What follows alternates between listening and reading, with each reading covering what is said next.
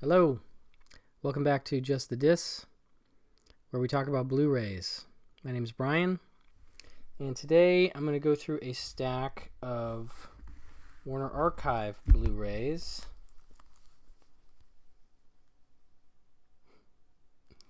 So you get a sense of what I got there. Warner Archive, let me just start by saying they are a company that I like very much, and I have followed since, I want to say 2009 or so, when they started putting out MOD DVDs. I still have a ton of their stuff on DVD that hasn't made the jump to Blu-ray, including a lot of cartoon shows, which at some point I may do just a cartoon-based video about all the stuff you can get from either Warner Archive or Warner Brothers. And some of those will be DVDs because I desperately want to talk about things like Clue Club, and stuff like that aren't on Blu-ray yet. But anyway, one thing I love about Warner Archive is they are reliable in that their transfers are always solid. They are backed by the folks at Warner Brothers Motion Picture Imaging, and they go to great lengths to make sure that their discs look good, the transfers look good. And just in case you were still hearing, and I think pretty much everybody knows this isn't true at this point, but the DVDs are made on demand. They're burns, they're DVD-Rs, but the Blu-rays have never been that. And so these are all going to be pressed discs, so you're never going to be dealing with burned Blu-rays. And so anyway, I love that I can always count on them to have a wonderful looking transfer of whatever movie that they're bringing out. Now, they may not have a ton of special features unless they were some done for previous editions of these movies, but in some cases I'm often more about the movie than the features, although obviously I love features. But one thing I rely on with Warner Archive is that even if it doesn't have the features, it's going to have a great transfer. So all of these that I've been able to check through, the transfers have looked wonderful. But let me get into this stack here. Let me start with some science fiction here. Genesis 2 and Planet Earth, a couple TV movies from the 1970s, both of them written by the great Gene Roddenberry of Star Trek fame. And they are both really interesting. They definitely, in some ways, feel like TV movies, but I guess based on the sets and things like that. But they definitely also feel like Star Trek, in a way, in terms of this this sort of, I don't know, it's not cynical look at the future. It's just, that sort of way that you can look at it that Gene Roddenberry does, which is just really always an interesting take on sci-fi, And so in these two, you have two interconnected stories, and the first deals with a guy, I'm trying to remember who, I think it's Alex Cord, actually, is this gentleman here. And he plays a gentleman who is, through happenstance, sort of frozen in almost suspended animation. And it's 1979. The movies are coming out in the mid to early 70s, but his actual departure, if you will, or his frozen period is 1979, and then he comes out in, I think, 2021. They're in the 22nd century, and so the first movie of the two, they're both about an hour and 15 or so, an hour and 17 minutes. He is dealing with these new societies. There's like a couple different factions, and one of them is called PAX, and it's unclear who the good guys and bad guys are, and he's being helped by Mariette Hartley, who you will definitely recognize from 70s TV, and she was in Star Trek briefly, and she's in a bunch of movies, and is she on the back here? Yeah, I can't tell if that's her or not, but anyway, that's the back of this one. And so there's a neat sort of setup where you're just like, what happening here? Who should he be aligned with?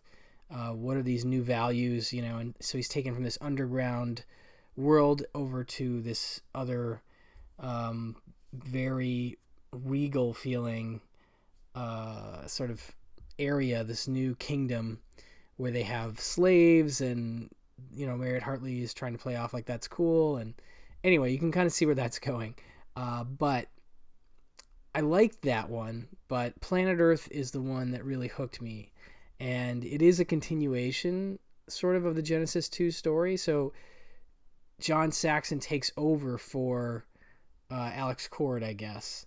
And so he's now playing that same character. But he finds himself sort of on the run outside. So my big thing is like Genesis 2 is a little bit more Star Trek-y, and that may have to do with some of the sets and things like that. And Planet Earth is a little bit more Planet of the Apes-y, because a lot of it takes place outdoors, and ultimately you're dealing with an interesting matriarchal society, a society where women are the dominant figures, and they have men as slaves, and he is brought into that group he's actually trying to find somebody that he's lost, but it's very tricky because the women use drugs to control the men, to make them fear them, and I really found it fascinating, especially to watch right now, as goofy as it could be in parts, with John Saxon. And I love John Saxon. He's really good in it, but I really was amused and intrigued by it watching it now. It also has Ted Cassidy, who is, of course, Lurch from the Addams Family. And he's got, like, if you remember the Legion of Doom, Super Friends, Apache Chief had that sort of long black hair and the bandana. Ted Cassidy's got, like, Apache Chief blonde hair with a bandana. It's like this Apache Chief wig sort of feeling. And so that's amusing. And Ted Cassidy's just like got the greatest voice ever. He was actually one of the voices of one of the villains. I want to say the Manta, Black Manta, maybe. So he's just got an incredible presence, and he is in both movies. So he's sort of a continuity piece between the two, and he teams up with John Saxon, and it's a lot of fun. So anyway, I really enjoyed this. I think this is a really great double feature. They are 4:3 because they were shot for television, but the transfers, again, looked really great. There are no features on this, but a really nice, if you're into Star Trek and Planet of the Apes, I think these will be up your alley if you haven't seen them. All right, next up, I'm wearing the shirt. We got some Howard Hawks here with Sergeant York. And this one is a big deal for Hawks, in terms of his films. It's just one of those movies that's really important. Gary Cooper won an Academy Award for it, and it's just sort of a really sort of big historical story, based on a real guy. And apparently the guy York himself helped select Gary Cooper to be this character, but let me just read the back here. Torn between religious pacifism and patriotism, Alvin York of Tennessee went on to become World War I's most acclaimed hero. As the simple backwoods farm boy who captured 132 German soldiers during the Battle of Argonne, Gary Cooper also won acclaim and his first Best Actor Academy Award. Released in 1941 when the United States was on the brink of another war, this stirring adventure inspired thousands of enlisting men. Nominated for a total of 11 Oscars, including Best Picture, a winner for Best Film Editing, and movingly directed by Howard Hawks.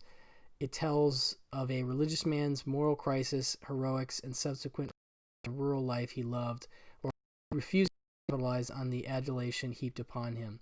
An ode to patriotism and the human endures as one of Hollywood's finest hours. Yeah, it's a really good movie. It's I want to say it's like over 2 hours and 15 minutes. And, again, looks great. Took notes. Don't listen to the Warner Archive podcast. That is recommended. It's not quite a weekly show, but they go through all the releases and go in depth and talk about often the source material in terms of the transfers. And this one, I have my notes. It says original camera negative was gone by 1956 because I guess I don't know, it was not taken care of as well back then. So they used a second generation nitrate fine grain print that had been made directly off the camera negative, and they went through the process of manually removing damage frame by frame. So this is a really wonderful looking restoration. And again, like I said, it's an important movie. I love Howard Hawks. He's one of my favorite directors. I tend to overlook sometimes the big historical, big deal movies, if you will. And so this one I've seen, but I hadn't seen in a while, and seeing it on this Blu-ray was revelatory. This, of course, includes some features, as I said, that were done prior. A commentary by film historian Janine Bassinger, a making of featurette, Sergeant York of God and Country, and a classic cartoon, Porky's Preview, and vintage short, Lions for Sale. So you get like a whole package of stuff, movie night kind of thing. But I love that Warner Archive is putting out Howard Hawks on Blu-ray. I'd love to see them do just a little bit more of his stuff if they could. I know a lot of his stuff has been put out already, but not all of it. So there's definitely a few that I would imagine Warner has the rights to. Warner Home Entertainment might put those out, but I feel like there's a couple in the pocket where Warner Archive could potentially put those out as well. But this is like a really big deal. Like this should be Criterion level important in terms of the historical relevance of the film and the performance and everything, and the restoration. It's just a great package. So definitely pick up Sergeant York if you're into older films and you like Gary Cooper, and it's really solid stuff.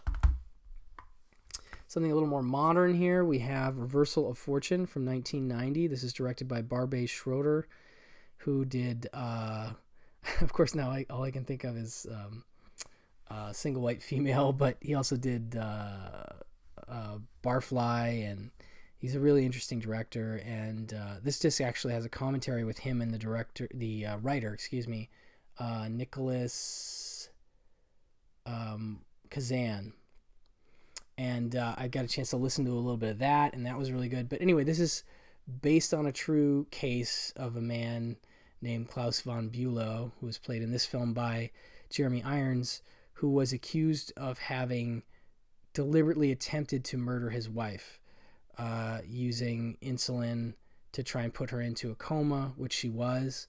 It is a very interesting case, and it's sort of the story of the legal battle surrounding that case, and the lawyer that decided to take on the case. And he is played in this case by Ron Silver, who's a very interesting actor. Can sometimes be a little strange, but I find him a really intriguing presence. And I'm a sucker for legal dramas. I think it's always interesting to hear why a case is argued a certain way, and in this case there's definitely some bits where the character that Ron Silver plays is making a case for defending people that we assume are probably guilty, but the legal system, he claims, is there to save those people in those cases where maybe it just looks really bad and maybe they're innocent. And so there's some interesting sort of philosophical stuff in terms of, defending the guilty and the burden of the legal system and everybody having a defense, innocent until proven guilty, etc. But let me just read the back here of this one. It says, did European aristocrat Klaus von Bülow try to murder his wife, Sunny? Oh, his wife's played by Glenn Close. At their luxurious Newport mansion in 1980, tabloids of the day had their opinions. You have one thing in your favor, defense attorney Alan Dershowitz, that's Ron Silver, told von Bülow. Everybody hates you. Written for the screen by Nicholas Kazan, who also wrote Fallen and At Close Range. Directed by Barbet Schroeder, and based on Dershowitz's book, Reversal of Fortune is the acclaimed filmization of events that had all of America talking. For his precise portrait of icy brittleness, Irons won Best Actor Academy Award. I forgot about that. As well as the Los Angeles and National Society Film Critics Awards. Think you know the truth until you watch, you have no idea. So I'm definitely not going to give away where this goes, but it is a really good watch and a really solid movie, and a movie that I feel like,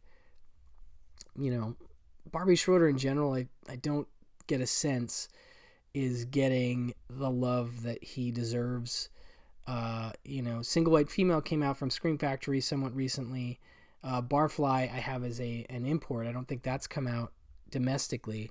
So I think he's a little underrepresented, and so this is a nice one to have on Blue. Also because it is shot by, let's see if I can find the guy's name.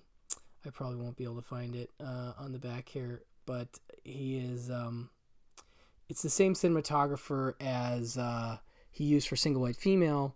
He's Italian. He is Dario Argento's cinematographer for Suspiria, and I can't remember if he shot anymore for Dario, but Suspiria, that's all you need to know.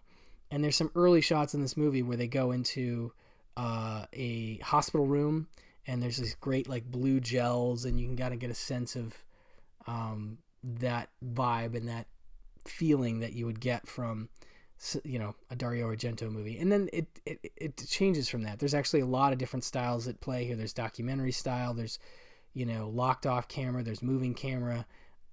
Barbie Schroeder is no slouch as a director, and again, it was interesting to hear in the commentary why he made decisions to do things certain ways, because there's a lot of flashbacks in the movie, and so he had to, he felt like it would be good to change it up stylistically throughout, and he does that. So that's another thing that makes this movie really enjoyable to watch.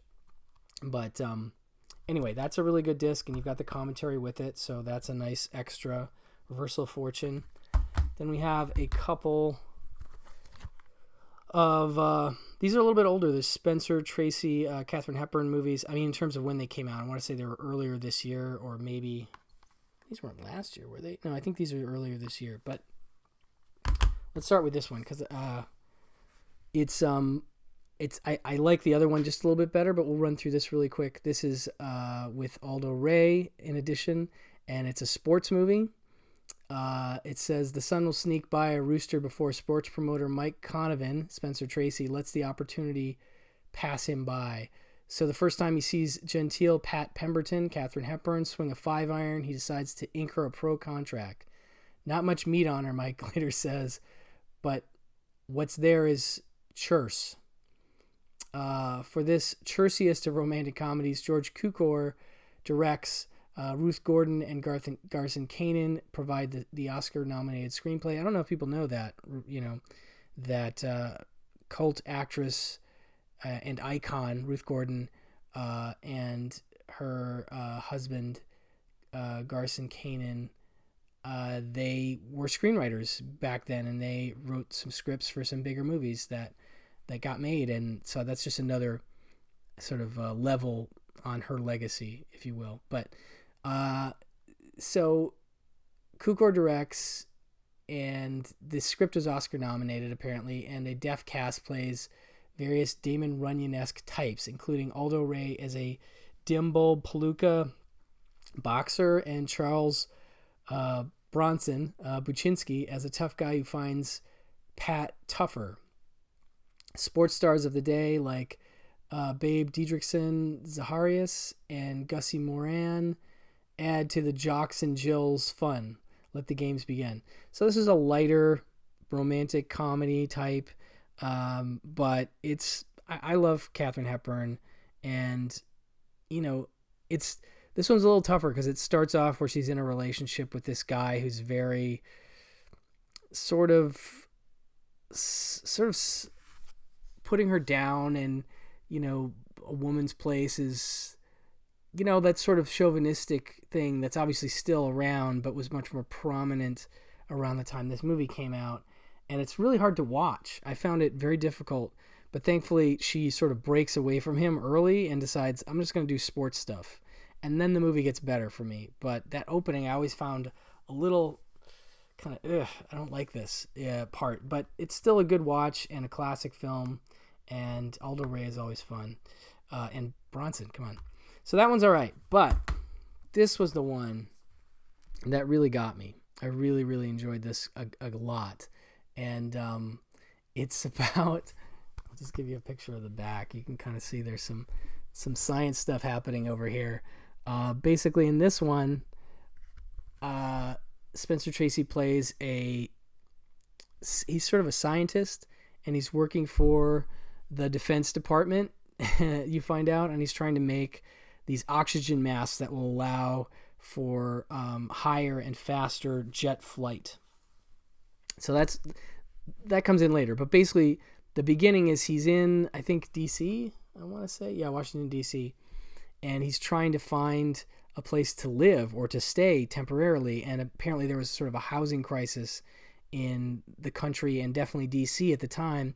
And so through some weird happenstance, he runs into a drunken Keenan Wynn, who, by the way, I've seen play drunken characters more than a couple times. And I wouldn't say it's sort of a bread and butter thing for him, but he definitely does a good job with it, where he takes Spencer Tracy back to his cousin's house, which is going to be up for rent, and it turns out she's actually looking for a caretaker, but she's a humorless, very, high-strung person, and he's a very sort of, he's kind of a free spirit, and just sort of says what he's thinking all the time, and so he sort of cons his way into getting her to hire him to be the caretaker for this house, allowing him then to use the basement for his science experiments for this mask.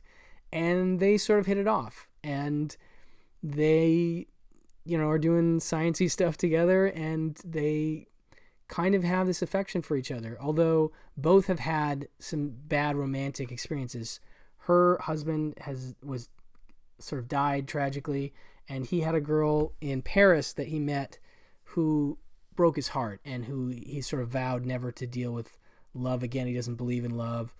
And I'm trying not to give away too much, but this is sort of the crux of the movie. At one point, she proposes to him and says, can't we have a marriage? Can we get married and have it not be about love, i.e. the title, Without Love, and more companionship and support? And he agrees to do that, and he likes her.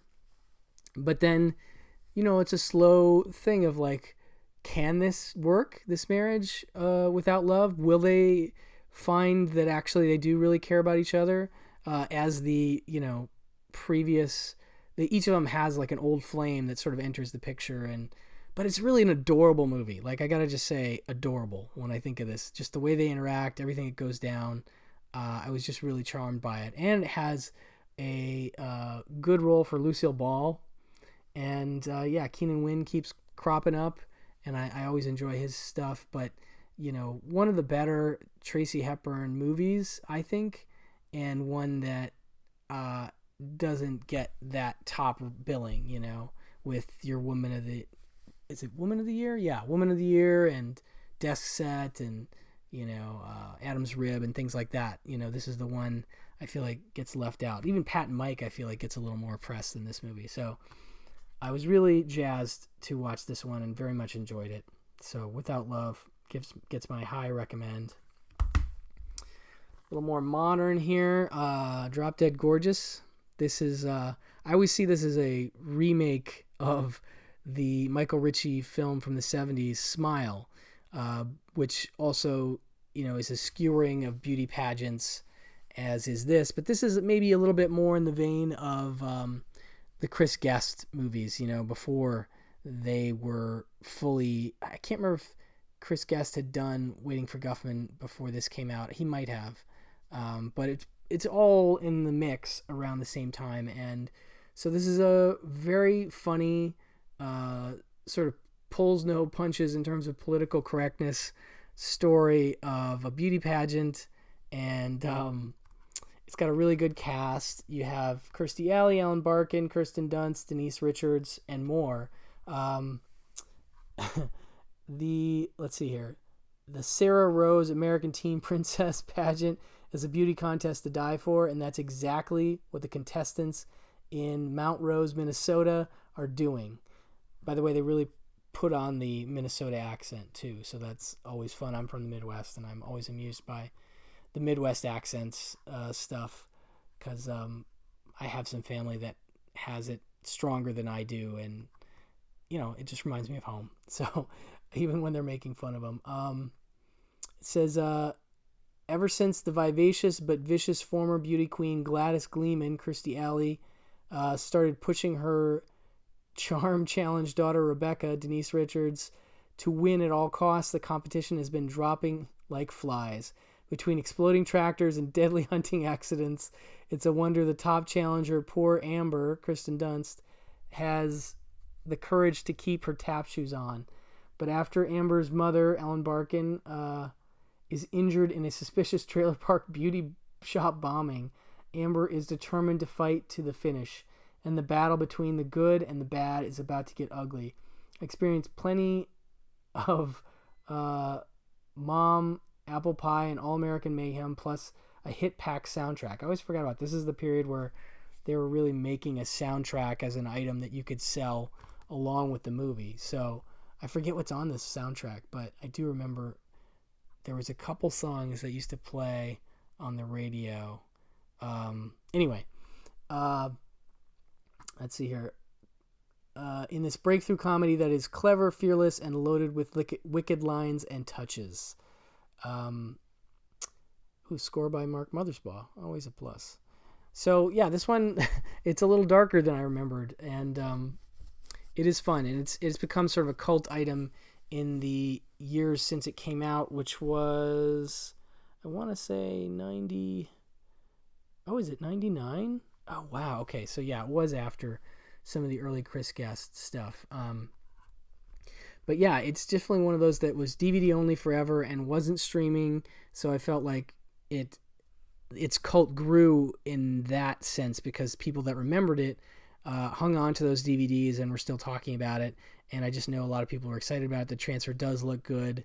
There are no extras, unfortunately, but just in terms of filling the hole for a cult movie that a lot of people enjoy, I know a lot of people are psyched to have this on Blu. So, Drop Dead Gorgeous. I've got a few here that I haven't really gotten to see, but I'm just going to run through them real quick. This is another war movie, Flying Leathernecks. This is directed by Nicholas Ray in one of his most commercial outings that I'm aware of. This has, of course, John Wayne and Robert Ryan. Technicolor. It's really neat. It opens with the RKO logo in black and white and then goes to color, and that's a really interesting transition. As a RKO logo nerd, I actually have a tattoo of the RKO logo. It's always fun for me to see when things change up like that. So, but this one, it says Marine Fighter Squadron VMF 247 is in the thick of it on Guadalcanal. The airstrip they hold is hammered by offshore batteries. Malaria and combat fatigue grip the men. Fuel is low and replacement parts are few. The only things not in short supply are the enemy and Major Don Kirby's determination to keep fighting with whatever he has. John Wayne is in the cockpit and in command as Kirby, a leader at odds with his executive officer, Robert Ryan, and at the forefront of tacticians eager to coordinate ground combat with low-flying aerial sorties. Nicholas Ray, Rebel Without a Cause. That's, of course, one of his big ones, but, In a Lonely Place and They Live by Night. He's a really great director that I like very much. Directs skillfully incorporating actual battlefield and dogfight footage. Flying Leathernecks has the flight stuff. Also produced by Howard Hughes, which must have been fun. So this is one I've known about for a long time, just a John Wayne movie, but I was always interested in the Nicholas Ray angle of things. You don't necessarily get the same kind of imprint that he can bring to the movie, but there are definitely maybe some character things that he's pulling through, perhaps. But, definitely not my favorite Nicholas Ray movie, but a neat one to have on Blu-ray nonetheless. Next up, we have The Mortal Storm, which I'm really interested to check this one out. It's directed by a guy named Frank Borzaghi. or I've heard his name pronounced a few different ways. Go and check out Trailers from Hell. Somebody that's a big fan of his work is Alan Arkush, director of Rock and Roll High School, among other things. And I love Alan's Trailers from Hell. Just his taste across the board is always interesting. I mean, it ranges from Italian neo-realism to 50s rock and roll movies to Frank Borzaghi. He really likes Borzaghi a lot. I feel like he does a couple commentaries, maybe on Moonrise. There's a couple movies. I haven't seen a lot of Borzaghi's films, but this one sounds fascinating. So you have Jimmy Stewart, Margaret Sullivan, Robert Young, and I just loved this description. Sounds really intriguing to me. The Mortal Storm is the story of Hitler's rise to power as seen through the microcosm of one German family. What may seem small and personal is instead towering, a bold revelation of the brutality of the Nazi regime that so infuriated propaganda minister Joseph Goebbels that he banned all MGM movies in Germany. In their fourth and final teaming, Margaret Sullivan and James Stewart play sweethearts, evoking the tender romantic empathy that always marked their work together. They lead a sterling cast in director Frank Borzaghi's sweeping tale of the political and human chaos that rips a family apart, sets child against parent and lover against lover, and leads to savagery, sacrifice, and heroism. So it sounds like a tough one, and maybe some intense stuff in this. But yeah, Margaret Sullivan and James Stewart, of course, I know them best as a team for Shop Around the Corner, which also recently got announced for Blu-ray. That'll be coming in December, finally, to Blu-ray from Warner Archive, which is very exciting because that's a movie that has sort of been loved for years, remade as You've Got Mail, and I think remade a few other times in looser forms. But I just like the idea of Margaret Sullivan and Jimmy Stewart together again, and I guess their fourth collaboration, which I didn't know. So I'm very curious about this one. That sounds like like I said, an interesting story. That is The Mortal Storm. Just a few more here. This is Waterloo Bridge with Vivien Leigh and Robert Taylor. And this one is directed by Mervyn LeRoy. There's another movie called Waterloo Bridge, I think, that was a pre-code movie directed by... dang it, I'm not going to remember that now. But Myra and Roy meet and fall in love on Waterloo Bridge during an air raid. Their love will be one of the war's unspoken casualties. Heartbroken after Roy is reportedly killed in action, Myra turns to prostitution to make her way. Oh boy, that got dark real quick. The report, however, is false. Roy later returns from a POW camp, eager to begin life anew with his beloved, but Myra's shattered spirit may no longer hold any room for happiness. Vivien Leigh plays Myra, at once winning and breaking viewers' hearts in this exquisite melodrama. In a compassionate performance that was his all-time favorite, Robert Taylor is gallant Roy. Under Mervyn LeRoy's astute direction, they make Waterloo Bridge a meeting place for lovers. This one actually has some features. It has Screen Directors Playhouse radio broadcast from 1951, audio only. I don't know what the cast is for that. I'm assuming it may be these actors. So that's a nice little feature. But I'm always down for a melodrama, and that one sounds like it could be kind of a tearjerker. So I like those two actors, but I don't know this film, so I'm curious about Waterloo Bridge. Then we have Sunrise at Campobello. This one is with Ralph Bellamy and Greer Garson. Bellamy plays Franklin Delano Roosevelt, and I can't remember if this is what part of his life this is. It says he led America's battle against the Depression and the Axis powers and won. But first, Franklin Delano Roosevelt fought a personal battle against polio that would either destroy him or arm him for greatness. This powerful film of Dory Sherry's long-running play. That's interesting. Dory Sherry wrote the play. Is an intimate, admiring profile and courage. Ralph Bellamy reprises his dynamic Tony-winning stage portrayal of the future president. So this is a prequel to that FDR, if you will. And Greer Garson is his devoted, warbly voiced wife, Eleanor. Both were uncannily true in their roles, and acclaim followed. Garson earned a Golden Globe and National Board of Review Best Actress Awards, as well as one of the movie's 4 Oscar nominations, with exteriors filmed at Campobello and Hyde Park, and interiors staged on uncanny duplications of the real-life Roosevelt homes. Sunrise at Campobello shines eloquently and movingly.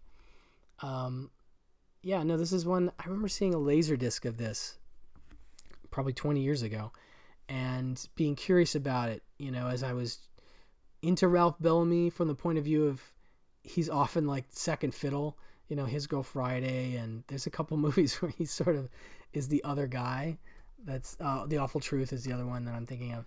And so I like him as an actor, but he was always sort of playing comedic roles, nothing too meaty in terms of drama. And this sounds like a real showcase for him as an actor. And he's just one of those guys that I just kind of dig and would like to see his take on FDR. And I've heard this is a very inspiring and moving story, as the back indicates. So definitely want to check out Sunrise at Campobello. And lastly, a movie I definitely hadn't even heard of called Tennessee Johnson, with Van Heflin, Lionel Barrymore, and Ruth Hussey, and Regis Toomey. And I don't know anything about this one except it's directed by William Dieterle. And it says, during Hollywood's golden era, biographical dramas were often a big box office draw, and Tennessee Johnson gave MGM an opportunity to showcase the impressive skills of studio newcomer Van Heflin, who had just earned a Best Supporting Actor Oscar for the 1941 crime hit Johnny Eager, which I'm a fan of, and I do like Van Heflin. I don't like Van Johnson as much. The Battle of the Vans, as it were. Van Johnson is just very bland to me. I'm just not a big fan of his. So sometimes I have to double check. I'm like, which Van are we talking about? Okay, Van Heflin. I like Van Heflin. He reminds me of, there's a couple of actors he actually reminds me of that sort of followed him. And he's just got a certain presence, certain bravado. I don't know. There's something about him that I just dig him. Anyway, let's see here. The studio found an ideal role for Heflin in Andrew Johnson, the Tennessee tailor turned senator who broke with the South, rose to the vice presidency under Abraham Lincoln, and soon became, after Lincoln's assassination, the first U.S. president to face impeachment. Wow, okay, didn't know that. With inspired direction by William Dieterle, Heflin convinces as Johnson by the sheer sincerity and strength of his performance. While studio stalwart Lionel Barrymore portrays Johnson's nemesis, Thaddeus Stevens, and Ruth Hussey plays his devoted wife.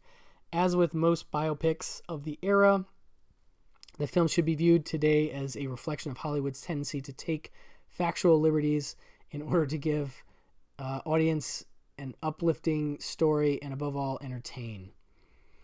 And this sounds intriguing, again, from the point of view of an actor that I like, but I think I'd seen him more in genre stuff, whether it be westerns or, those noir tinged things. Not as much in a straight drama like this. Vic Morrow is the actor I was thinking of. Somehow Van Heflin reminds me, maybe in later roles as Vic Morrow. I don't know what it is about that, but so this is intriguing. The story of Lincoln's vice president could be good, and it says it has some features. Another radio broadcast from 1943 with Gary Cooper and Ruth Hussey in the main roles. Classic Tom and Jerry cartoon Baby Puss, and classic MGM short Heavenly Music. So you have that sort of night out at the movies experience, which I always like when Warner can do that. Warner Archive will do that from time to time. They'll bring over a short and a cartoon so you can get a sense of the going to the movies in the 40s and 50s. That's fun and nostalgic and cool. So a couple features on that one, but I haven't heard of this one, so that is new and unknown to me. But that will do it for this Warner Archive rundown. I hope to do more Warner Archive videos. Like I said, the cartoon thing and maybe a Warner Archive favorites. I'll definitely be eyeing a favorites video when and if they announce the next 4 for $44 sale, which may or may not happen before the end of the year. I would assume it might, but when it does, I'll try and throw together a group of my favorites if anybody's interested in such a list for potentials to buy during that sale, because $11 a piece is a pretty good price for those Blu-rays. Anyway, thank you for watching. Please like and subscribe if you can, if you enjoy this, and I will talk to you guys later. Bye-bye.